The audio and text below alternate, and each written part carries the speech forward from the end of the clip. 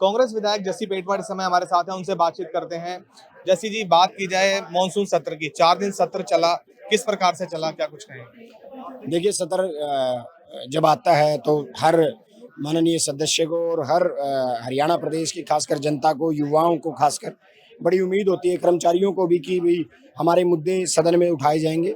विपक्ष ने पूरी मजबूती के साथ लोगों की आवाज़ उठाई, लेकिन मैं केवल इतना कहूँगा कि जो उम्मीद थी कानून व्यवस्था के ऊपर, सरकार ने पहले तो 3.5 घंटे के स्थगन के बाद, इतिहास में 6 बार सदन स्थगित हुआ, उस प्रेशर के बाद चर्चा के लिए हाँ भरी।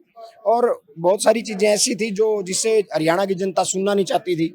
हरियाणा की जनता ये चाहती थी कि जो हरियाणा क्राइम सिटी बन चुका है उससे निजात कैसे मिले, क्राइम से, अपराधों से मुक्ति हरियाणा की जनता को कैसे मिलेगी। जब मुख्यमंत्री जी इस पर चर्चा करने आए तो वो 2008 की बात करते हैं, 6 की बात करते हैं, 10 की बात करते हैं, 14 की बात करते हैं।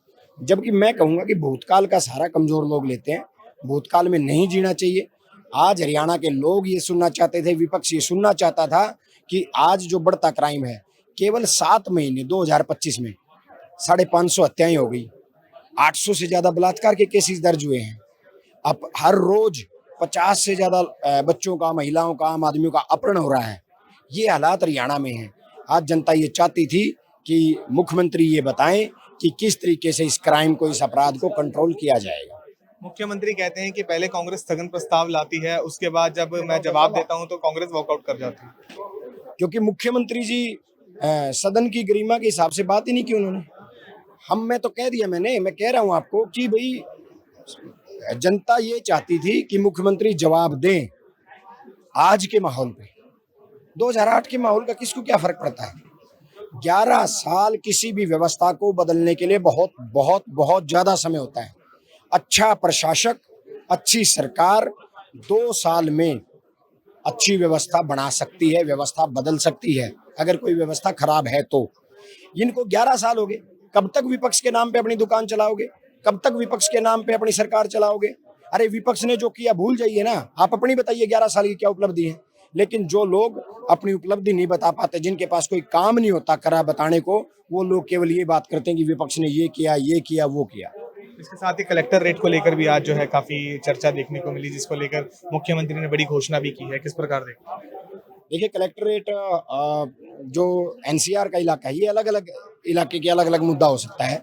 एनसीआर में लोग चाहते हैं कलेक्ट्रेट बढ़े, हमारे ग्रामीण इलाके के लोग चाहते हैं कलेक्ट्रेट ना बढ़े। मुख्यमंत्री जी सवाल पूछते हैं, इसका फर्क किसको पड़ा? खरीदने वाले को, बेचने वाले को। लेकिन जाहिर सी बात है, इसका फर्क गरीब आदमी को पड़ेगा। तो ये हालात हैं और कलेक्ट्रेट की हर इलाके में अलग अलग परिभाषा आपको मिलेगी।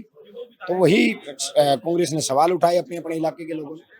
इसके साथ ही जैसे जी जल भराव को लेकर भी काफी ज्यादा चर्चा देखने को मिली, काफी बार जो है उसको लेकर बहस देखने को मिली, क्योंकि किसानों का बहुत नुकसान हुआ है, इसके साथ ही लोगों का भी काफी ज्यादा नुकसान हुआ है, किस प्रकार से देखते हैं इसको? देखिए, जल भराव की मैं बात करूं तो सरकार से मैंने सवाल किया कि आप किसानों को मुआवजा किस हिसाब से देंगे, कितना देंगे।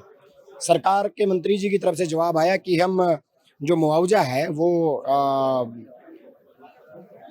पोर्टल के जरिए देंगे, किसान पोर्टल पे जाएं। और लेकिन हैरानी होगी, मैंने कल सदन में ये मुद्दा उठाया कि जल भराव के लिए क्षति पोर्टल पे जब अब किसान जा रहा है तो वहां ऑप्शन केवल आग की क्षति का आ रहा है, फायर का। अब वहां ऑप्शन ही आग का आ रहा है और फसल जल भराव से खराब है, तो किसान कहाँ जाएगा? कैसे उसकी सुनवाई होगी? जबकि सरकार के पास 2 ऑप्शन बहुत अच्छे हैं। जब किसान को परेशान करना हो, किसान को जुर्माना लगाना हो, किसान को गिरफ्तार करना हो, तो एक सैटेलाइट आ जाती है। वो सैटेलाइट बताता है कि इस गांव के इस एकड़ में, इस किला नंबर में पराल जलाई गई है। तो आज कहाँ है वो सैटेलाइट? उसको लेके आओ। वो सैटेलाइट आपको बता देगा कि कितना खराबा हुआ है। कहाँ है वो सैटेलाइट? आज सरकार के पास मेरी फसल मेरा ब्यौरा है। मेरी फसल मेरे ब्यौरे के हिसाब से सरकार ऑनलाइन पेमेंट डालती है। तो फिर क्यों नहीं सरकार उसके हिसाब से पिछले 3 साल का आंकड़ा उठा करके वो मुआवजा डाल देती? क्यों सरकार बहाना बना रही है पोर्टल का? आपके सारे पोर्टल फेल हैं, आपके पोर्टल चल नहीं रहे, तो सर किसान कहाँ जाएगा मुआवजा दर्ज कराने? एक आखिरी सवाल, जिस प्रकार से लॉ एंड ऑर्डर का मुद्दा काफी ज्यादा उठा, क्या इसको लेकर अब आगे भी कुछ रणनीति रहने वाली है आपकी? किस प्रकार से लॉ एंड ऑर्डर को लेकर सरकार को गिरना काम किया जाए? देखिए, सदन में हमने चर्चा के लिए दबाव बनाया, चर्चा के लिए आए भी, लेकिन जो भारतीय जनता पार्टी के विधायक थे वो अपराध की जब चर्चा हुई, अपराध पे, क्राइम पे चर्चा हुई, तो वो सड़कों का मुद्दा उठा रहे हैं। वो कह रहे हैं कि सड़कों में बड़े बड़े गड्ढे थे। मतलब क्या है कि चर्चा को अनसीरियस कैसे किया जाए, नॉन सीरियस चर्चा को ले जाना चाहते थे। विपक्ष ने मजबूती से अपना पक्ष रखा कि आज हरियाणा में इस तरीके से हालात खराब हैं, हरियाणा देश में क्राइम में नंबर 1 हो चुका है और हमारी बहन बेटियां सुरक्षित नहीं है। आज कोई आदमी सुरक्षित नहीं है, व्यापारी भाग रहे हैं हरियाणा से। तो बहुत सारे मुद्दों के ऊपर विपक्ष ने अपनी मजबूती से हरियाणा के लोगों की आवाज को रखा। तो ये थे हमारे साथ कांग्रेस विधायक जस्सी पेटवार, जिनसे हमने खास बातचीत की। कैमरा रविंद्र के साथ Mridul Yadav, living India news, Chandigarh.